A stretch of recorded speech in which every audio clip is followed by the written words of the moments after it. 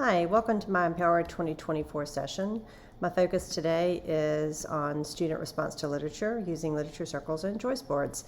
I have a slideshow that I'm using primarily to share some information with you, but I also will be flipping back and forth to some resources that are on the web. So we'll go back and forth with that. A little bit about myself. My name is Kim Kimball Lopez, and I am faculty in the College of Education at Louisiana Tech University. My background is very elementary, preferably upper elementary. Those are my people. And so I just want to share some things that I've done over the years that have been really fun and successful, and ways to encourage your students to engage with using technology tools to share their own literacy knowledge. So one of my favorite books that I've always really liked is Peter H. Reynolds' The Dot. And I won't read the whole book to you. If you're not familiar with it, though, I would encourage you to go to YouTube and just do a search for it, and you can see a read aloud by doing it that way. But the big idea in the book is ways that we can make our mark on the world, and that everything we do, that it can be valued by others.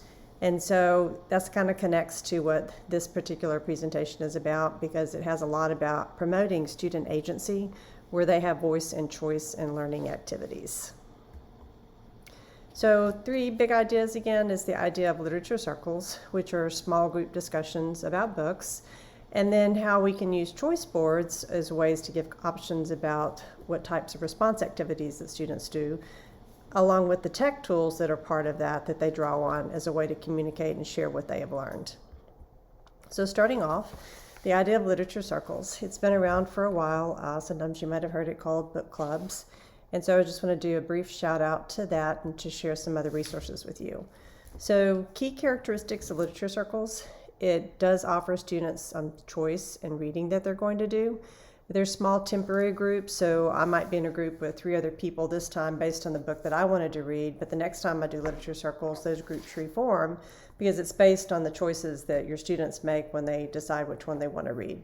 Not everybody always gets their first choice, and so I usually try to bring back a really popular book in the next cycle so that one would be available for some other students, or you can kind of push it into the library so they can read it outside of the regular classroom instruction. So it's a discussion group where students meet together to talk about what they just read in the chapters that they had decided to read for that particular time segment. Usually like once a week is a good time for that to occur.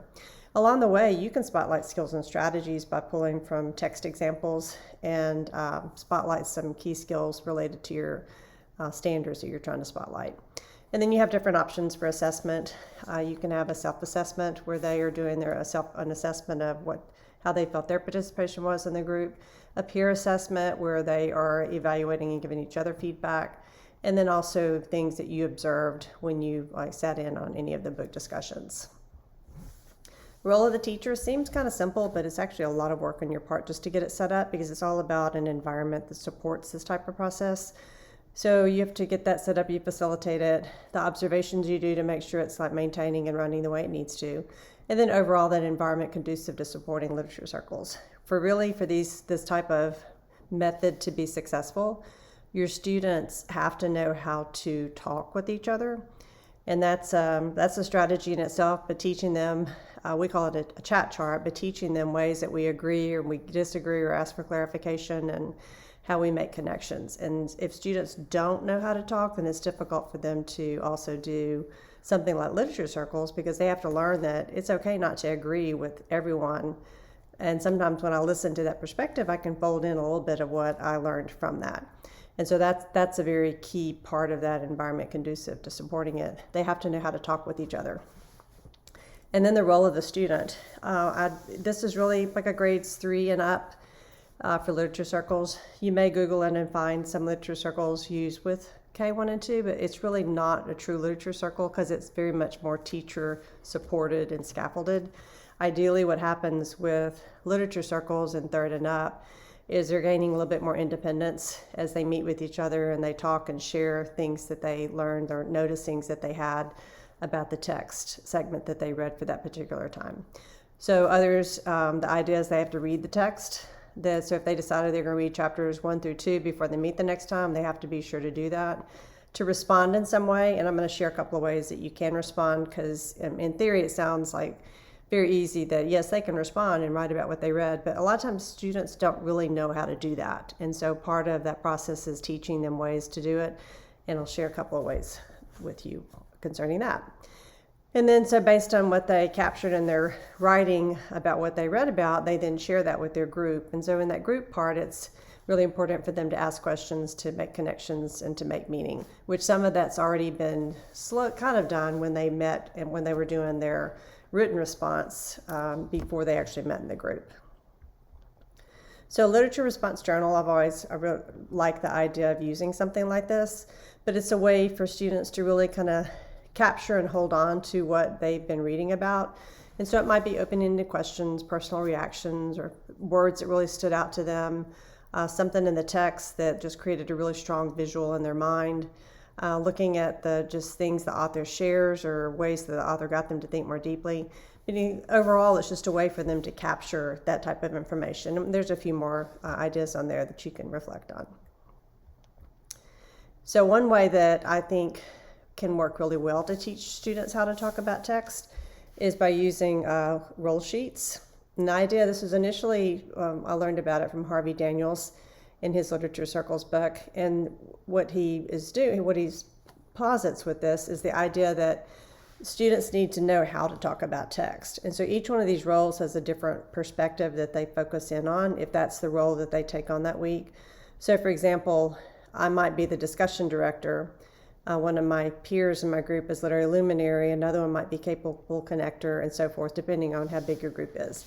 I tend to try to keep my groups about 4 to 6 students, because if you get them too large, then you always have some that sit to the back or the side that don't participate. So this kind of encourages them to be a stakeholder and contributor in the discussion. So each one of these, again, roles takes a different perspective. And so the idea behind that is it's teaching them how to talk about text. So I'm going to flip out of here and show you an example of some roll sheets. These will be linked in the viewer version of the slideshow if you're interested in capturing any of this. So for example, the discussion director is one lens that students can take on. And so if they're the discussion director, then they write down X number of questions that they can use with the group when the group meets to get them to just think about what happened in the text. And then there's some just starters to remind them ways that they could do that. So like using why, if, what, how. Another one is literary luminary. This is one where there's a segment of the text that really resonated with you in some way. It might have been interesting or powerful or puzzling or just unsettling in some way. It's something that they would want to bring and share with the group. And they would, when they meet in the group, they would say, go turn to page 20, paragraph 3, and then they would take a minute and read it and then talk about what they think about it, their noticings related to that. So anyway, you go through, and I won't go in depth with all of these, but another one is a capable connector, and it's just making connections to things in life, outside of school, or current events. And then you also have the character captain, which really delves a little bit more deeply into what they're learning about the character and using character traits. And this one has some character traits listed below to help them with that.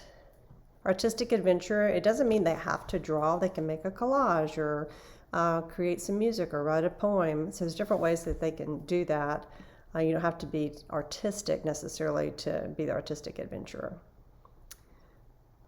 And then you have this is really just, there's 2 different ways you might hear this talked about, the vocabulary enricher or the word wizard. Both, and the idea is that it's focusing on words that were really ones that kind of might have repeated in there, or they were ones that kind of got you to think more deeply about something happening in the text or about the character.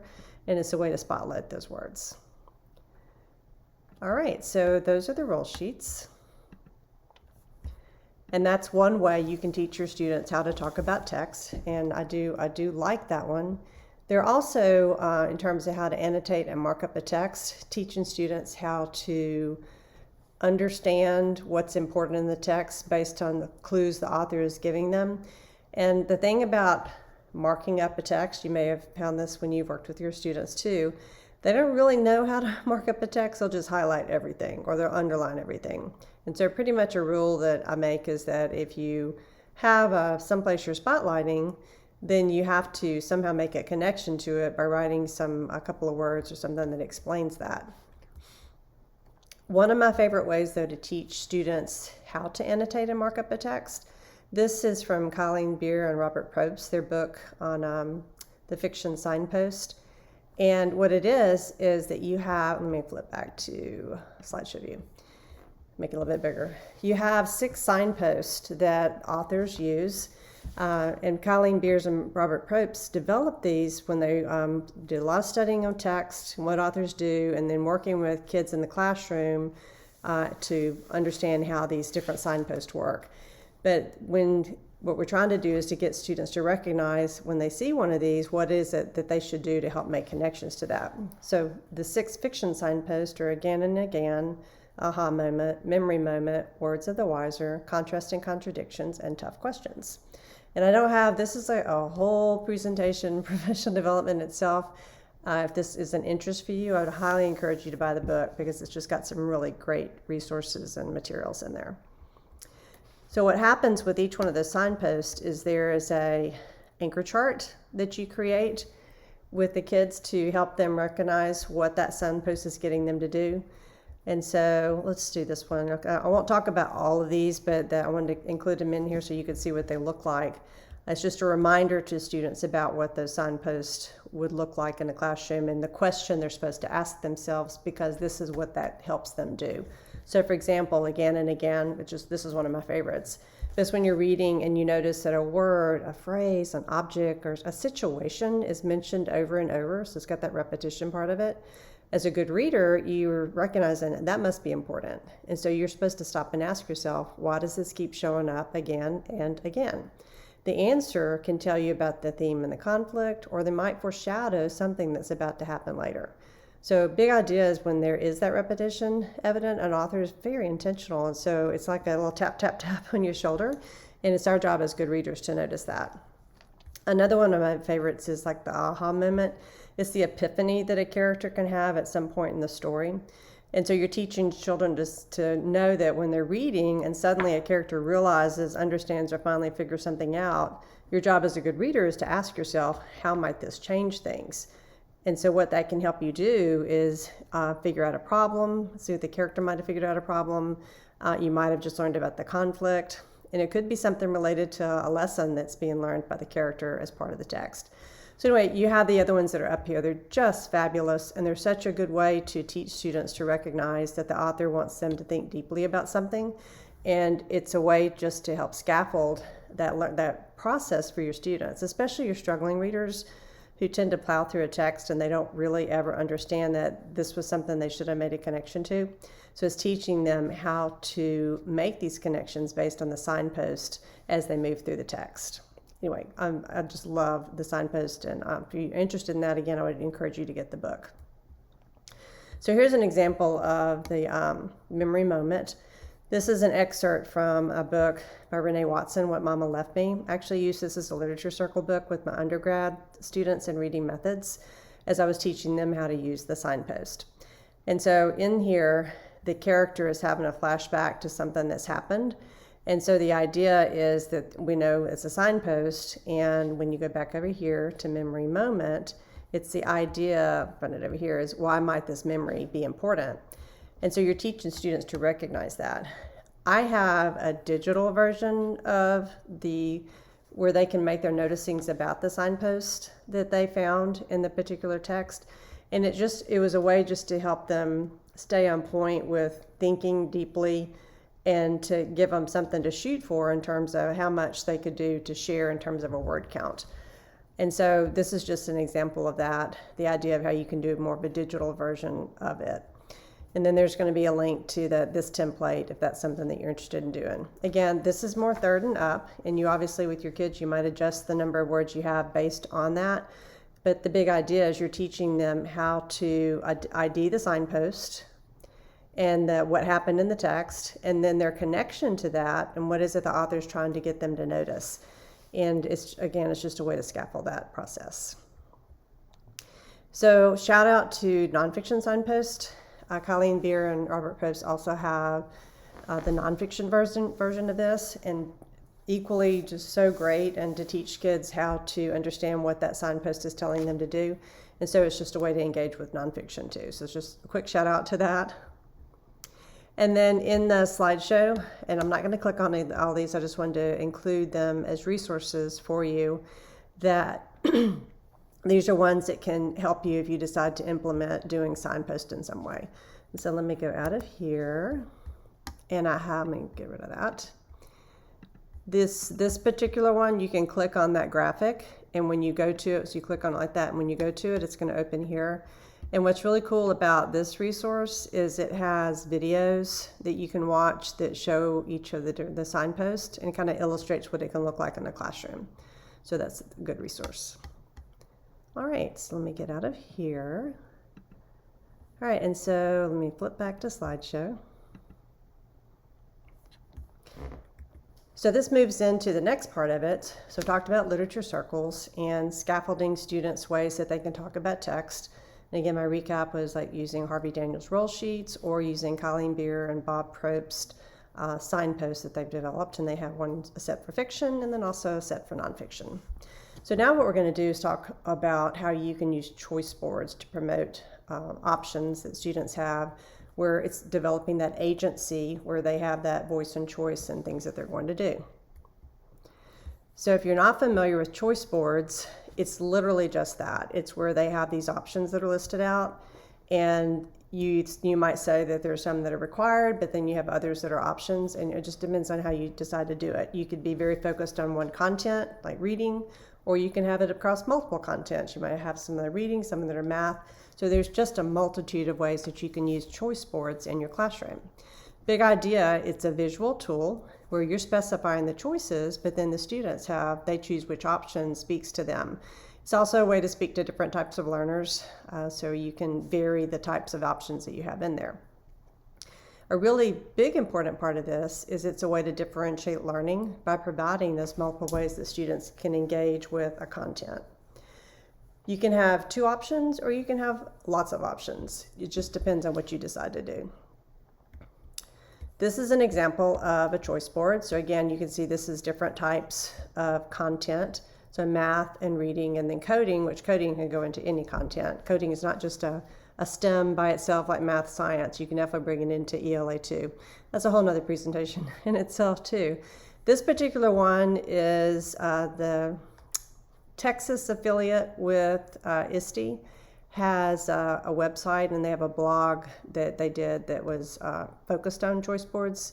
And so that's where this one came from. And so if I come back out of here, excuse me, and I click over here, it's got the blog post, and that one I just showed you, it's the time to let the kids choose.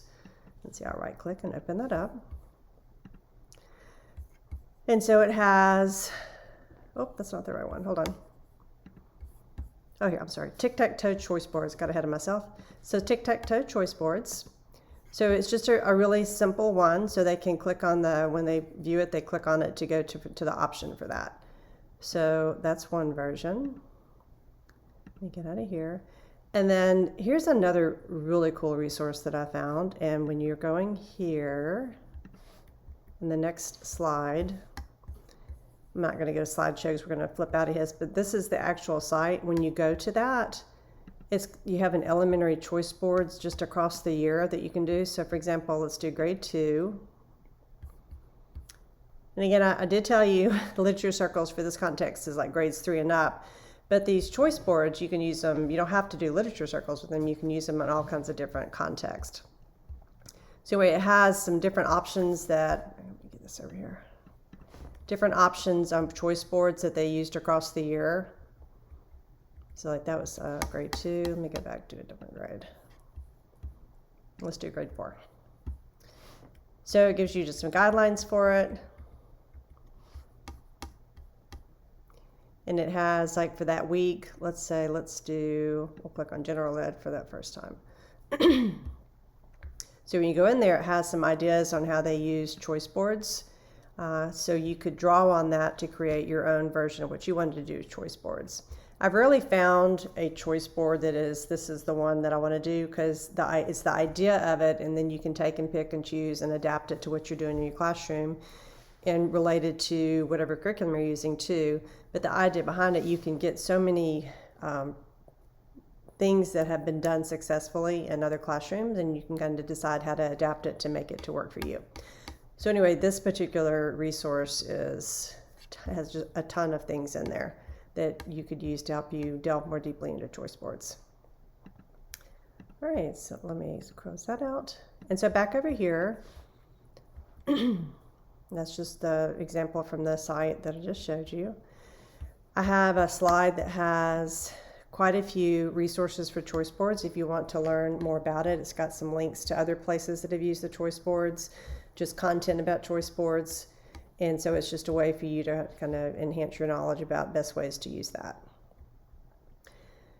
So now what I'm going to do is move into tech tools and show you what I did with the choice board as part of my literature circles. So for mine, I have 4 columns in it, and I'll show you the digital version of it. This is just kind of the overview. But I have 4 options, 4 columns, and each column has a list of what it is needs to do. The first column for me was required. But then when they got to column 2, they could choose one and pick which one they wanted to do. Same thing for column 3 and same thing for column 4. So what it looked like is this. This is the slideshow version of it. And so you can click on the link that would take you to more information about that particular option for that. And I'm just gonna not do the links, I'm gonna go forward. So I had 2 must-dos. Let me flip back here. My must-dos is for mine. We had one version where they did a blog, and then I had another version. One time I did it differently. We did a Google site. So depending on the age level of your students and access to resources you have, that may not be something that you want to do. But what I was using the Blogger and the Google site for was a repository to share their other projects that they were doing. So it just became like a portal for them to be able to do that. So as part of my required in column 1, they had to create the blog or the Google site, either way. And then I also had where you researched an author, because that was related to Renee Watson in the book that we were reading. So when you move on to that, this is that first one. And so it's the idea of either one, creating a blogger, and then I also had another time when I did it as a Google site. It just depends on which one that you decide you want to use. I think both of them are very, very easy to use. And then they had required elements. They had to just do some information about themselves that established that as their site. And so here's some examples. So you have some blog examples on the left, and then some Google site examples on the right. And so basically, again, what it was letting them do was here's the projects they were creating across like 6 to 7 weeks, and then they would post them in here as a way to share that. The other required that we did as part of the project I had my students do was to research the author, and I was just kind of having them spotlight an author they wanted to do. And I think one time we actually just did focused on Renee Watson because she's just phenomenal. I'm very, very big fan of her work. So I had specific elements that they had to include in there. And so the rubric for each one of these was aligned with here's my specific elements I ask you to do. And so my rubric is where you check off to give you points whether each one of those were done. And so here's an example of focus on author. So it was one time it's like June Jordan, and then another time somebody focused on this one. And then also we had somebody who focused on Renee Watson. So then when column 2, it then goes with 2 different choices. And so one of the choices was to write a poem using language as a virus. So if you've never used this tool, it's a cloud-based tool. It is just so cool. I've got the link for it, and I'm going to show you just a real quick demonstration for it. But it's a way to use like color and change your size and create a visual, just graphic representation of something that you wanted to share related to the book. And so let me go out of here. And so that you would click on that link. And so here is the Languages of Virus website. So you click on here, start creating visual poetry. And so you have a box over in the corner where you can change the size. You can change your color. So for example, and I excuse me, I have a very simple poem that I did just to illustrate real quick. And I'm going to just copy it You can literally type it in there. I'm just doing for purposes of demonstrating for you. It helps if you're doing this in your classroom to have students go through that writing process. Here's what I want to write, what it's going to look like, to draft it before they ever get to this point. So once they have that final product ready to put into the Languages of Iris, then they could just copy a line and plug it in. So that's my first line, and this one. So it's, I travel down the winding road, and I can adjust my size. So I'm going to take it down just a little bit. And then I'm going to choose my text color, and I'm going to do a red. And so then what happens is I go over here and I can start drawing.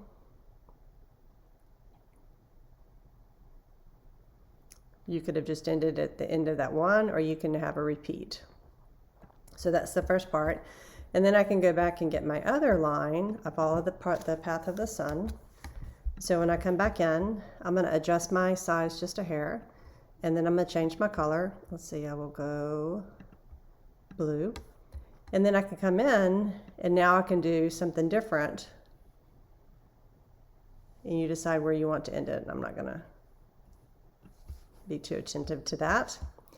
And then if I come back and do my other line, same thing. I lean into the wind as it blows past my body. And I come in, and then I'm going to... Oh, I had a repeat. Sorry about that. So here, I'm going to go ahead and do my third line. I say, hold on, get rid of that. So that's the third line. We just have a repeat of my two. So I'm going to adjust my size again. And then I'm going to do, let's see, I'll go down and do green this time. And so same thing, you can decide what you want that to look like. And they can create just a visual representation of what it is they want to share. Anyway, it's just a really cool cloud-based tool that has a lot of applications, and that's a very simplistic version I was showing you, but I have a couple of others in here that I will show. They were made by students. So back to our slideshow. So when you go here, this is one that was done like an kind of taking each activist and then going through and coming up with a word for each one of those. And then you have this one, which connects to What Mama Left Me by Renee Watson. And it's about the female character in the story. There's tragedy in her life. And anyway, she's not sure what her direction is or how she's going to turn out, or she's a reflection of her parents. And so that's what's the image of the mirror here. And then it has text all around it that kind of displays that. So you can create really cool graphics using the Languages of Iris tool. So it's just pretty cool. All right, so another option is to record a podcast. Podcasts are actually really easy to create. Doesn't take much to do that. And I included some resources here for you. And then this is one that one of my undergrads did. And what I wanted to point out here, and I'm not going to play the podcast for you, but what I wanted to point out is that in Google Site and in Blogster, you can create embed the player from Podbean. And I'm sure there's some other players out there. I just use Podbean. But when you embed the player and then you upload your podcast to Podbean, then it displays in Blogger or in the Google site. So it's just embedded in the site and makes it really easy to share that for students. All right, so then in column 3, one of the options was to create a presentation.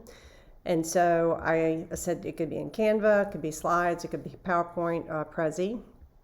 And so one example with this one is it's a song list related to or connecting to events that happened in the book. And so this one is also connected to What Mama Left Me. And so they had to identify the song, the lyric that resonated for them to show the connection in terms of the song list and what happened in the story.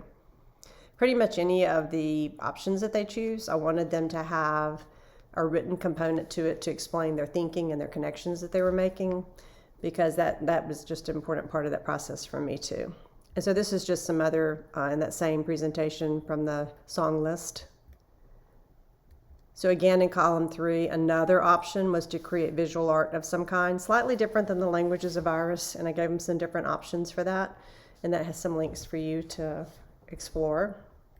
And so the collage was very popular. And so they would come up with symbols to represent themes that were in the book, and then they connected to that. And so this is just 2 different collages that was connected to Watch Us Rise, another book by Renee Watson. And here's just another version of it. And it's kind of similar, it's like a word cloud is for this particular one, but it's taking key terms or things that resonated in the book and what happened in there, and then creating that visual imagery to go with it. So you would choose one or the other for that for column 3. And here's one more. So in this particular book, What Mama Left Me, the idea of faith was very important. So this one is in the shape of a cross. And so again, the description of what it was, the connections that we're making with the words that were in that particular, the shape of the cross. And then you have column 4, again, 2 options. The first one was to create a video that raises awareness about an issue. And so I have used TikTok before. I know TikTok can be controversial for some people. It's the idea of sharing something through a video, and so you definitely don't have to use TikTok to do that. There's a version of it that Lisa Dick shared that I love. I think one of the students in her class did it. It's called a flip talk. So it's the same idea where you're creating a very short video clip that shares something about a connection that you had in terms of what you read. So that's an option for that. And then the other one I had was that they could create a video that takes on the roles of the characters. And so they would create a script that took a key scene from the book, and then they would recreate it. And so it's just a way for them to kind of walk through that process as another way to share. And then this one, this is, I can't show you this one. Let me get back over here. So here you have, this is a video just using images, and it has a music background. Let's see if we can.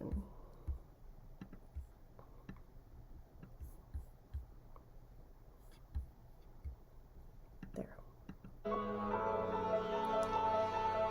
And so in the book, What Mama Left Us, or Left Me, it has abuse as part of what happens in the story, and so making a connection to that and doing some key stats and information about domestic violence, and so that's what this video is connected to.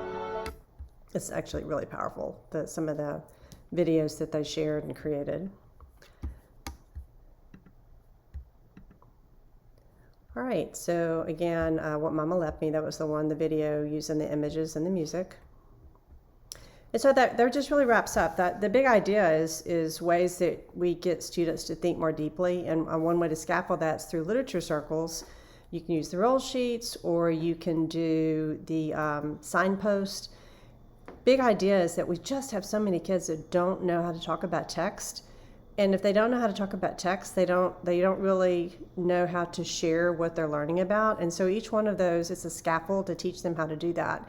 Because I mean, you may have had this before, but when you ask students to share what they liked about a book, and they say it was a very, very, very good book, and because they don't know what to say. And this is especially true if you're struggling readers. They don't understand when the author's tapping them on the shoulder to share really important information for them. And so that's a scaffold for them.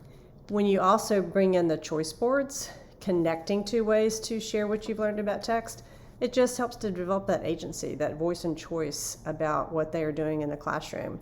And it helps them to learn to value what they have to share or things they've created through that process. So yeah, that's it. So I hope you enjoyed the presentation. And if you have any questions at all, feel free to reach out to me. My email is on there, and my 2 partners in crime are Lisa Dick and Karis Cummins, and so you definitely could reach out to any of us if you have any questions. And again, thanks for sharing your time with me, and I hope you delve into literature circles and choice boards and have an amazing time. Thanks for joining me.